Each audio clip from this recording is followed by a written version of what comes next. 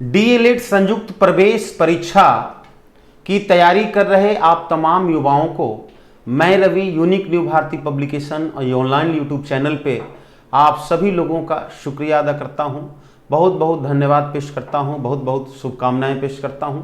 जैसा कि हम लोगों को पता है 150 मार्क्स का सवाल हम लोगों को इस प्रवेश परीक्षा में बनाने होंगे, करने होंगे, जिसमें 30 मार्क्स का 30 प्रश्न हम लोग का हिंदी का होगा, हिंदी भाषा से संबंधित होगा।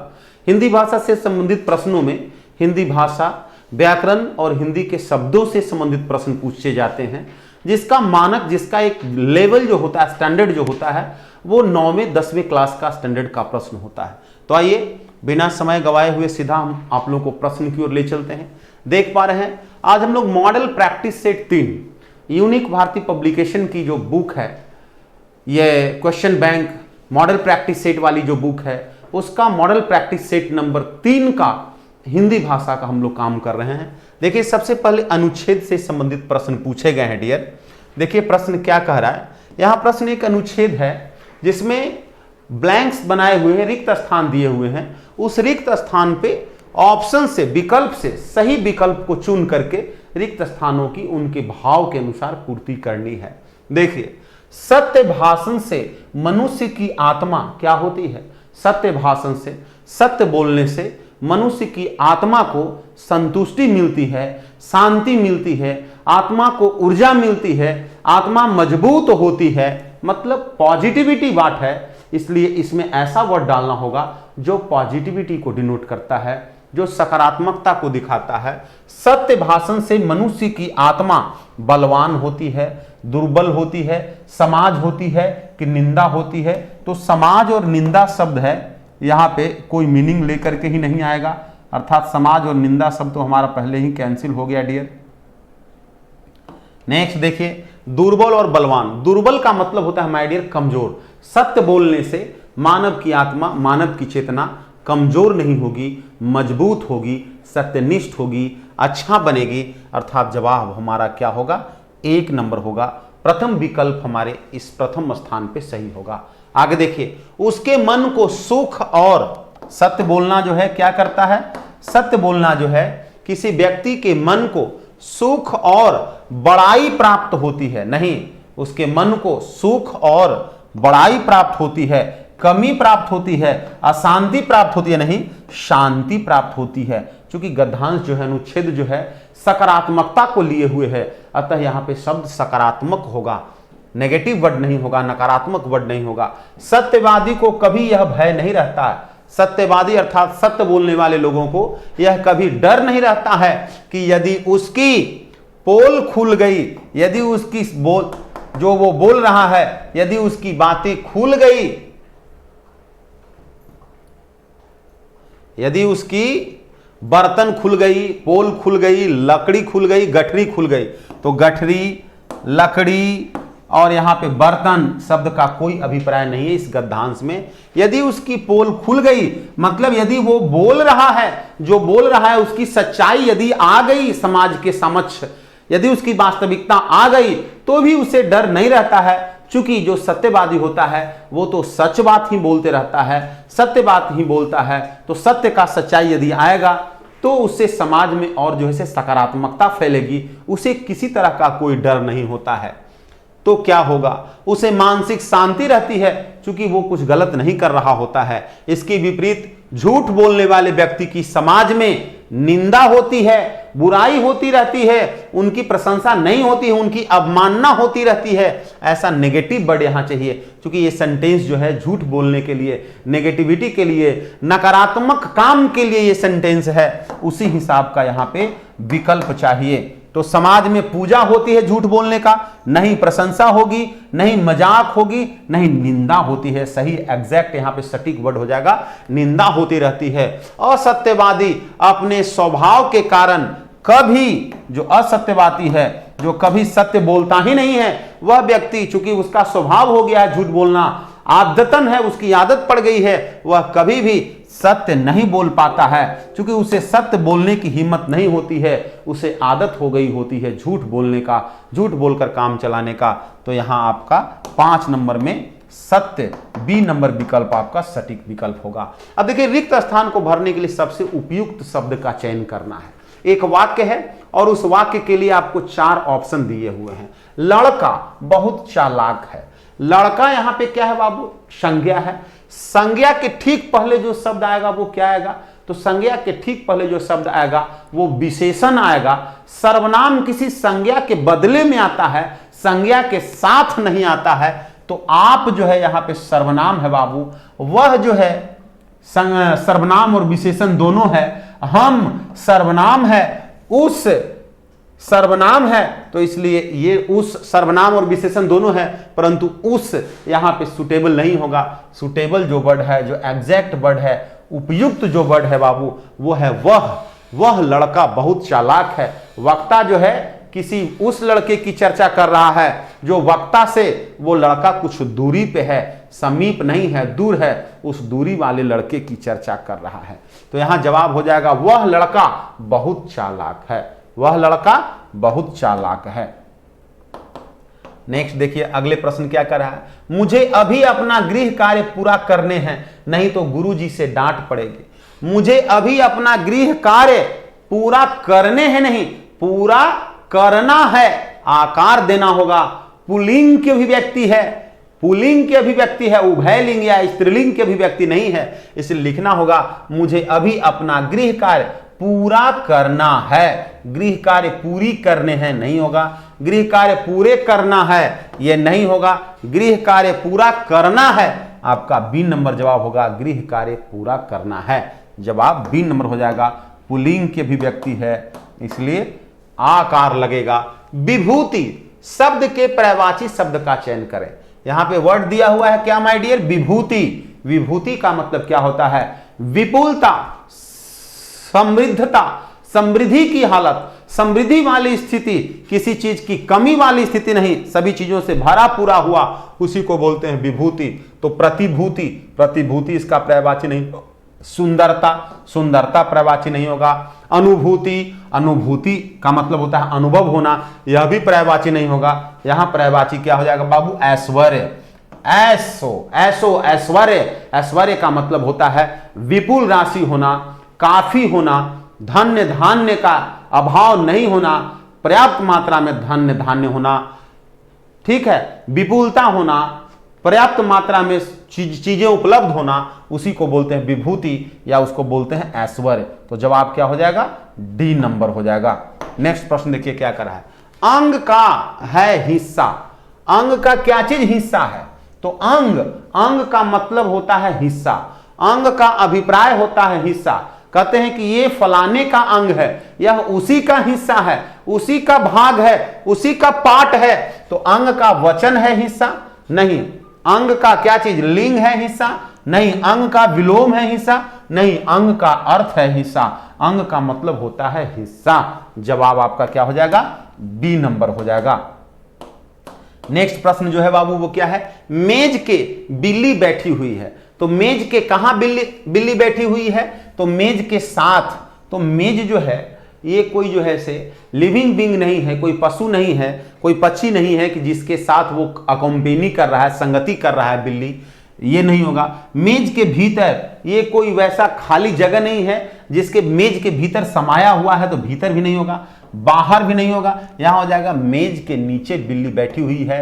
क्योंकि मेज के नीचे का जो पार्ट होता है, एरिया होता है, वो खाली एरिया होता है, खाली जगह होता है जहां पे कोई जीव जंतु बैठ सकता है। तो मेज के नीचे बिल्ली बैठी हुई है, यह आपका सबसे उपयुक्त विकल्प होगा। कह रहा है समाज में रहकर शक्तिशाली लोगों से बैर जाना ठीक नहीं होता। तो जाना जो शब्द है यहां गलत है बाबू। जाना शब्द उपयुक्त नहीं है। यहां होगा समाज में रहकर शक्तिशाली लोगों से बैर करना ठीक नहीं होता है। शक्तिशाली लोगों से बैर करना ठीक नहीं होता। तो बैर जाना नहीं होगा बाबू, बैर करना होगा। ये बी नंबर में ऑप्शन है। जाना के जगह पे क्या लिखना होगा? करना लिखना होगा। इस तरह से हमारा वाक्य शुद्ध हो जाएगा, सटीक हो जाएगा, सही हो जाएगा। नेक्स्ट प्रश्न देखिए क्या कर रहा है। अगला प्रश्न जो है डियर, ये बता रहा है सही वर्तनी वाले शब्द का चयन करने। मतलब हमें वह शब्द का चयन करना है जो सही लिखा हुआ है, जिसका लेखनी सही है। अल्पायु, अल्पायु ल प संयुक्त, अल्पायु में क्या है बाबू, ल और प संयुक्त है। आकार, यह ह्रस्व उकार है। अल्पायु, उकार पे कोई फोकस नहीं है, कोई इम्फेसिस नहीं है, कोई स्ट्रेस नहीं है, कोई जोर नहीं है, अर्थात दीर्घ उकार नहीं होकर के ह्रस्व उकार होगा अल्पायु। ल प संयुक्त आकार यह ह्रस्व अल्पायु। तो देखिए यहां पूरा का पूरा ल है, अर्थात ये ऑप्शन हमारा कैंसिल हो गया। अल्पा, यह दीर्घ उ है तो दीर्घ उ होगा नहीं। यहां है आलपायु, आलपाई नहीं होता है बाबू। अल्पायु, अल्प आयु का मतलब होता है बाबू, अल्प मीन्स होता है थोड़ा, आयु का मतलब हो गया उम्र, जिसकी उम्र थोड़ी हो, बहुत बड़ी उम्र नहीं हो, छोटी उम्र हो, उसी को बोलते हैं बाबू अल्पायु। चलिए नेक्स्ट प्रश्न की ओर चलते हैं। नेक्स्ट प्रश्न क्या कह रहा है, निम्नलिखित में से उस विकल्प का चयन करें जो उल्लू बनाना मुहावरे का अर्थ होता है। सामान्य तौर पे हम लोग किसी को बोल देते हैं जब कोई हमें मूर्ख बनाने का, जब कोई हमें ठगने का, जब कोई हमें चीट करने का कोशिश करता है, तो हम बोल देते हैं हम लोग कि मुझे उल्लू बनाने की कोशिश मत करो, मुझे उल्लू मत बनाओ। मतलब उल्लू बनाना का मतलब होता है चीट करना, धोखा देना, ठगना, मूर्ख बनाना, उल्लू की तरह जगाना, बड़ाई करना, रात को जगाना, कि मूर्ख बनाना। तो यहाँ ऑप्शन आपका बी नंबर हो गया, मूर्ख बनाना। मुझे मूर्ख बनाने की कोशिश मत करो, उल्लू मत बनाओ, मूर्ख मत बनाओ। सही वर्तनी वाले शब्द का चयन करें। तो यहां लिखा हुआ बाबू जन्मांध। जन्मांध का मतलब होता है जो जन्म से ही अंधा हो, जो अंधा जन्म ही लिया हुआ हो। तो जन्म हम लोग कैसे लिखते हैं, ज न म संयुक्त, तो ये जन्म हो गया। और अंधा कैसे लिखते हैं बाबू, अंधा, तो ये हो गया अंधा। अब है जन्मांध, तो जन्म जोड़ आंध, तो इसी में म में आकार हो जाएगा। म पे हम क्या डाल देंगे, आकार डाल देंगे। ज आधा न म संयुक्त आकार, और ध ऊपर में आप बिंदु डाल देंगे, जन्मांध। इस तरह से आपका लिखा गया जन्मांध। यहां लिखा हुआ है जन्मांध, द नहीं होगा। जन्माध, जन्माध नहीं होता है बाबू। यह लिखा हुआ जन्मंध, तो जन्मंध नहीं होगा, जन्मांध होगा। अर्थात जवाब हम लोग का बी नंबर हो गया। चलिए अगले प्रश्न की ओर चलते हैं। आशा करते हैं आप तमाम विद्यार्थियों को, सारे यंगस्टर्स को, सारे युवाओं को समझ में आ रही होगी। वीडियो से आप लोगों को हेल्प मिल रहा होगा। आप लोग ये जो हम लोगों का यूनिक न्यू भारती पब्लिकेशन की जो पुस्तक है, जिसमें हम लोग मॉडल प्रैक्टिस सीट्स बहुत सारे दिए हुए हैं, इसको आप ऑनलाइन ऑफलाइन मार्केट से मंगा सकते हैं। किसी भी माध्यम से ऑनलाइन आप खरीद सकते हैं या ऑफलाइन खरीद सकते हैं। मार्केट से खरीद करके इसको बनाने की कोशिश करेंगे, बनाएंगे। देन आपको हैंड रिटन एक्सप्लेनेशन दिया हुआ है, आप एक्सप्लेनेशन करेंगे। फिर जब आप हम लोगों के माध्यम से जब डिस्कशन का काम करेंगे, तब जा करके हम लोग काम करने में परफेक्ट होंगे, जिससे हम लोगों का परफेक्शन आएगा, मास्टरी हम लोग अचीव करेंगे, और हम लोग ज़्यादा से ज़्यादा प्रश्नों का जवाब एग्जामिनेशन हॉल में बेहतर काम कर पाएंगे, ज़्यादा से ज़्यादा प्रश्नों को बना पाएंगे। इस तरह से हम लोग की तैयारी, प्रिपरेशन पूरी हो जाएगी। तो जितने भी जुड़े हुए स्टूडेंट्स हैं, आप सारे लोगों से एक बार निवेदन होगी, आप लोग पुस्तक को खरीदिए, उसको बनाइए। और यदि आप लोगों को वीडियोस पसंद आ रही हो, वीडियो को लाइक शेयर करना नहीं भूलेंगे, लाइक जरूर करेंगे, अपने दोस्तों तक शेयर करेंगे, ताकि उन लोगों का स्नेह मोहब्बत भी मिल सके। देखिए अर्जुन ने धनुष से मछली का आंख पर निशाना लगाया। तो देखिए मछली का आंख नहीं होगा बाबू, मछली की आंख होगा। यहां स्त्रीलिंग का भाव है, स्त्रीलिंग है, इसलिए जो अव्यय है वो भी हमारा क्या जाएगा, स्त्रीलिंग में जाएगा। का नहीं होगा, की होगा। अर्जुन ने धनुष से मछली की आंख पर निशाना लगाया। कहां है, धनुष से मछली के आंख नहीं होगा, धनुष से मछली की आंख होगा। धनुष, मछली से धनुष की आंख, धनुष का आंख नहीं होता है। धनुष से मछली को आंख नहीं होगा, तो ये कैंसिल हो गया। एक ऑप्शन आपका एक नंबर बच गया। यही आपका उपयुक्त जवाब, उपयुक्त उत्तर हो जाएगा, एक नंबर। चलिए अगले प्रश्न की ओर चलते हैं। क्या है, निम्नलिखित में से कौन सा शब्द सफल का विलोम नहीं है। तो सफल, सफल का विलोम नहीं है। तो सफल का विलोम क्या होता है, सफल का विलोम होता है बाबू उत्तीर्ण। सफल का विलोम क्या होता है, निसफल। विलोम नहीं है, सफल होना, सफल का उल्टा क्या होता है? सफल का उल्टा क्या होता है बाबू? विफल हो जाना। तो ये तो विलोम है, तो विलोम है तो ये जवाब नहीं होगा। असफल हो जाना, यह भी विलोम है, तो विलोम है तो इसलिए जवाब नहीं होगा। निसफल, जो असफल हो जाए तो यह भी विलोम है, अतः यह जवाब नहीं होगा। हमें वह जवाब चाहिए जो विलोम नहीं है, तो सफल का विलोम नहीं है। कौन उल्टा नहीं है? तो उत्तीर्ण। क्यों? क्योंकि सफल और उत्तीर्ण दोनों एक ही चीज है। सफल शब्द का उत्तीर्ण जो है समानार्थक शब्द है, पर्यायवाची शब्द है, विलोम नहीं है। अर्थात हमें यही पूछ रहा था कि कौन विलोम नहीं है, तो जवाब हो गया 1 नंबर। प्रश्न का जवाब हो गया 1। नेक्स्ट प्रश्न क्या है बाबू? राम कृष्ण में कौन सा समास है? राम कृष्ण, राम या कृष्ण, राम अथवा कृष्ण, राम और कृष्ण।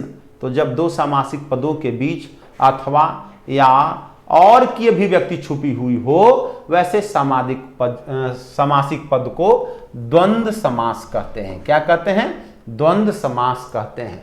जब दो सामासिक पदों के मिल के उपरांत जब उसकी अपनी एक अलग भाव, व्यापक भाव लेकर के आता है, तब उसको बहुब्रीहि समास कहते हैं। तो इसलिए हमारा बहुब्रीहि समास नहीं होगा। कर्मधारय समास जब विशेषण और विशेष्य का भाव होता है सामासिक पदों के बीच, तब कर्मधारय कहते हैं। यहां विशेषण विशेष्य का भाव नहीं, अर्थात यह भी कैंसिल हो गया। नज्य समास, जब प्रथम पद का भाव सामासिक पदों में प्रथम समासिक पद जो होगा उसका भाव नकारात्मकता लिए हुए होगा, तब उसको नज्य समास कहते हैं। अर्थात सी नंबर भी ऑप्शन कैंसिल हो गया। जवाब हम लोग का क्या हो गया? 1 नंबर हो गया। चलिए अगले प्रश्न की ओर चलते हैं। विसर्ग संबंधी अशुद्धि को ध्यान में रखते हुए शुद्ध शब्द को बताइए। तो अधः जोड़ पतन, विसर्ग में हमें क्या चाहिए? विसर्ग में हमें विसर्ग का सूचक चाहिए, विसर्ग का चिन्ह चाहिए। कहीं विसर्ग का चिन्ह नहीं है, इसलिए ए नंबर और सी नंबर कैंसिल। डी और बी में विसर्ग का सूचक है, चिन्ह है, लेकिन अधोपतन का सही संधि विच्छेद होता है अधः जोड़ पतन। तो प्रथम जो है वर्ण का अंतिम जो अक्षर है, उच्चारण जो है, इसमें विसर्ग है, अतः यह विसर्ग संधि का शुद्ध शब्द होगा, सही शब्द होगा अधः जोड़ पतन। इसका मतलब होगा अधोपतन, नीचे की ओर गिरावट होना। चलिए निम्न वाक्य में लिंग संबंधी संशोधन करते हुए सही वाक्य को इंगित करना है। सही वाक्य को चुनना है जिसमें देखना है लिंग की गलतियां हैं, लिंग से संबंधित गलती है। तो वह बुद्धिमान स्त्री है, तो जो स्त्री है वह बुद्धिमान नहीं, वह बुद्धिमती होगी। बुद्धिमान का स्त्रीलिंग क्या होता है? बुद्धिमान का स्त्रीलिंग बुद्धिमती होती है। तो वह बुद्धिमानी स्त्री है, बुद्धिमानी नहीं होगा, बुद्धिमानी स्त्रीलिंग शब्द नहीं है। वह बुद्धिमती स्त्री है, वह बुद्धिमाती स्त्री है। जवाब हो जाएगा बाबू बी नंबर, वह बुद्धिमती स्त्री है। बुद्धिमती बोलते हैं स्त्रीलिंग को, किसी वुमन को, महिला को, स्त्री को, तो वह बुद्धिमती स्त्री है। स्त्री के लिए बुद्धिमान नहीं, बुद्धिमती शब्द जो है लैंगिक आधार पे, स्त्रीलिंग के आधार पे सही होगा। अर्थात हमारा सही विकल्प बी नंबर हो रहा है। अंतः जो राष्ट्रीय शब्द में संधि निर्देश कीजिए। अभी हम लोग देख रहे थे कि जब प्रथम जो है संधि का प्रथम जो है वर्ण जो है उसका अंतिम उच्चारण पद में विसर्ग लगा हुआ हो, तो वैसे जो है सो संधि को हम लोग विसर्ग संधि क्या बोलते हैं? क्या बोलते हैं? विसर्ग संधि। यहां देखिए विसर्ग सूचक चिन्ह लगा हुआ है, अर्थात अंतः जो राष्ट्रीय बराबर हो गया अंतरराष्ट्रीय। यह विसर्ग संधि का उदाहरण है। विसर्ग संधि जानेंगे ऐसे शब्दों को। निम्नलिखित ध्वनियों में से बताइए कि कौन सा वर्ण ओष्ठ नहीं है? ओष्ठ तो देखिए पवर्ग का सामान्य तौर पे पवर्ग के सभी वर्ण ओष्ठ से जुड़े हुए होते हैं, ओष्ठ वाले व्यंजन वर्ण होते हैं। प, फ, ब, भ, म सभी। लेकिन म में जैसे ही बोलते हैं म, प, फ, ब, भ, म में नासिका का उच्चारण स्थल हो जाता है। मुंह और नाक का उच्चारण हो जाता है। ओठ तो काम करता है, फंक्शन करता है, परंतु उच्चारण स्थान नाक और मुंह हो जाता है। अर्थात जवाब हमारा क्या हो जाएगा? म नंबर होगा, जिसमें ओष्ठ, यहां ऑप्शन के हिसाब से, इस विकल्प के हिसाब से ओष्ठ नहीं है तो वो केवल म में है, बाकी प फ ब भ सब ओष्ठ व्यंजन वर्ण हैं, ओष्ठ व्यंजन के उदाहरण हैं। नेक्स्ट प्रश्न देखिए क्या कह रहा है। आए थे हरिभजन को ओटन लगे कपास, निम्न लोकोक्ति का अर्थ बताइए। आए थे हरिभजन को मतलब काम करने चले थे भगवान की भक्ति, लेकिन भगवान की भक्ति को छोड़ करके बीच में ही उनकी भक्ति को भूल करके और यत्र तत्र कामों में, तुच्छ कामों में लग जाना, इसी को मुहावरा में बोलते हैं आए थे हरिभजन को ओटन लगे कपास। तो इसमें सबसे जो एग्जैक्ट आपका आंसर होगा वह हो जाएगा तुच्छ कार्य में लग जाना, तुच्छ कार्य करना। यह आपका सी नंबर सही जवाब हो जाएगा। अगले प्रश्न की ओर चलते हैं। अगले प्रश्न बाबू, निम्न मुहावरे का अर्थ बताइए। आस्तीन का सांप होना। आस्तीन का सांप होना मतलब क्या होता है बाबू? छिपा हुआ दुश्मन होना, छिप करके दुश्मनागत करना, विश्वासघात करना, आपके मुख के सामने आपका बहुत अच्छा बनता हो, दोस्ती का भाव लेकर के आता हो, परंतु आपके पीठ पीछे वार करता है, उसको बोलते हैं छुपा हुआ दुश्मन। आस्तीन का सांप जिसको बोलते हैं विश्वासघाती, विश्वासघात करना, विश्वासघाती होना, सही मुहावरे का अर्थ हो जाएगा। आस्तीन का सांप होना इस मुहावरे का अर्थ सी नंबर सही विकल्प तीसरा हो जाएगा, सी हो जाएगा। रसराज की संज्ञा दी गई है किसे? रसराज किसे कहते हैं? रसराज श्रृंगार रस को कहा जाता है, ध्यान रखना है। श्रृंगार रस सभी रसों के राजा है, अतः श्रृंगार रस को रसराज की संज्ञा दी गई है, रसराज बताई गई है। नेक्स्ट प्रश्न देखिए क्या कह रहा है। निम्न में से अशुद्ध शब्द को बताइए। वह कौन सा शब्द है जो अशुद्ध है, जो गलत लिखा हुआ है? सौंदर्यता, सौंदर्य, सुंदरता, या इनमें से कोई नहीं।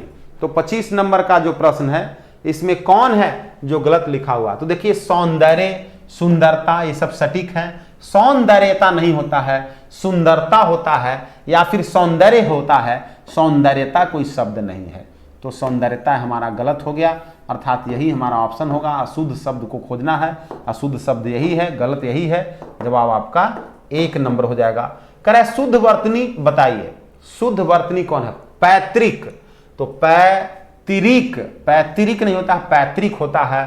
पैतरक, पैतृक, री का भाव देखिए, त में री लगा हुआ है बी नंबर ऑप्शन में, प एकार त में री और क, पैतृक, ये तो पैतृक हो गया। ये सारे ऑप्शन हमारे कैंसिल हो गए। सही ऑप्शन, सही विकल्प बी नंबर हो गया। पैतृक जो लिखा हुआ है बी नंबर वाला सही विकल्प है, सही तरीके से लिखा हुआ है, अर्थात जवाब हमारा पैतृक हो गया। चलिए नेक्स्ट प्रश्न को देखते हैं बाबू क्या कह रहा है। अगला प्रश्न, वर्तनी की शुद्धता को ध्यान में रखते हुए आग शब्द के लिए प्रयुक्त शब्द हिंदी शब्द कौन सा होगा? आग। देखिए अनिल, अनिल का मतलब क्या होता है? अनिल का मतलब क्या होता है? अनिल मीन्स होता है वायु। क्या होता है? वायु, हवा, समीर, समीर। आग का पर्यायवाची शब्द जो होता है वो होता है अनल। क्या होता है? अनल। अनल का मतलब होता है आग। अनल मीन्स होता है आग। अग्नि, अग्नि। तो जवाब आपका बी नंबर होगा। आनल या अनिल, अनिल नहीं होगा। अनिल का मतलब होता है वायु, हवा, समीर। अनल मीन्स होता है आग, अग्नि, दहन। व्यंजनों में बताइए कि कौन सा वर्ण महाप्राण है? तो महाप्राण और अल्पप्राण। महाप्राण वैसे व्यंजन वर्ण को कहते हैं जिनके उच्चारण में मुख से ज्यादा वायु बाहर निकलती है, ज्यादा हवा बाहर निकलती है, उसको महाप्राण कहते हैं। तो क, ख, जैसे ही ख बोलते हैं ग, उसके बाद घ, ख और घ दूसरा और चौथा जो व्यंजन है, प्रत्येक जो है वर्गीय व्यंजन का दूसरा और चौथा नंबर जो वर्ण है बाबू वो महाप्राण है। उसके उच्चारण में मुख से ज्यादा हवा बाहर निकलती है। ख, घ, उस तरह से फिर जब च वर्ग में आते हैं तो च में ज्यादा हवा नहीं निकलती है, छ बहुत हवा निकलती है, झ बहुत हवा निकलती है। उसी तरह से है प में हवा ज्यादा निकल रहा है, फ बोल रहे हैं, ज्यादा हवा निकल रहा है, अर्थात दूसरा और चौथा जो है महाप्राण होता है। तो कवर्ग में ख दूसरा नंबर, ये क्या है, महाप्राण है। महाप्राण व्यंजन आपका ख हो गया। और आज का जो अंतिम प्रश्न है हिंदी का, वह है बाबू, निम्नलिखित में से वचन संबंधित संशोधन को दृष्टिगत रखते हुए इस वाक्य को, वचन देखना है, एक वचन बहुवचन देखना है। वह अनेक विद्या जानता है। जब विद्या अनेक हो गया तो अब ये विद्या नहीं होगा, विद्या को भी प्लूरल बना करके बहुवचन में लिखना होगा। तो वह अनेक विद्या नहीं, विद्याएं जानता है। वह अनेकों, जब अनेकों हो गया तो फिर इसको भी हमें बहुवचन में लाना होगा, क्योंकि आगे का जो हमारा विशेषण है वो संख्या सूचक विशेषण है। तो संख्या सूचक विशेषण के बाद जो संज्ञा आएगा वो भी बहुवचन में आएगा, अर्थात बी नंबर ऑप्शन हमारा कैंसिल हो गया, एक नंबर ऑप्शन कैंसिल हो गया। वह अनेकों विद्याएं जानता है। देखिए अनेकों, अनेक का मतलब होता ही है बहुत, फिर उसे अनेकों करने की जरूरत नहीं है, हो जाएगा वह अनेक विद्याएं जानता है। अनेक मीन्स बहुत, विद्याएं चूंकि विद्या एक से ज्यादा है इसलिए विद्याएं जानता है। सही जवाब, उपयुक्त जवाब आपका सी नंबर होगा। इस तरह से आज का हम लोगों का ये हिंदी भाषा का सेट रहा। आज के सेट में इन तमाम प्रकार के प्रश्न थे। आशा करते हैं आप लोगों को ये पूरा सेट, पूरा सेशन समझ में आई होगी। जुड़े हुए सारे विद्यार्थियों से मैं गुजारिश करूंगा कि आप लोग जो है चैनल्स को सब्सक्राइब करना नहीं भूलेंगे। यदि आप लोग चैनल को सब्सक्राइब नहीं किए हैं, वीडियोस को लाइक करना नहीं भूलेंगे, अपने दोस्तों तक वीडियोस को शेयर करेंगे ताकि ज़्यादा से ज़्यादा स्नेह मोहब्बत हम तमाम टीम को मिल सके। जुड़े हुए सारे साथियों को बहुत बहुत शुक्रिया, धन्यवाद।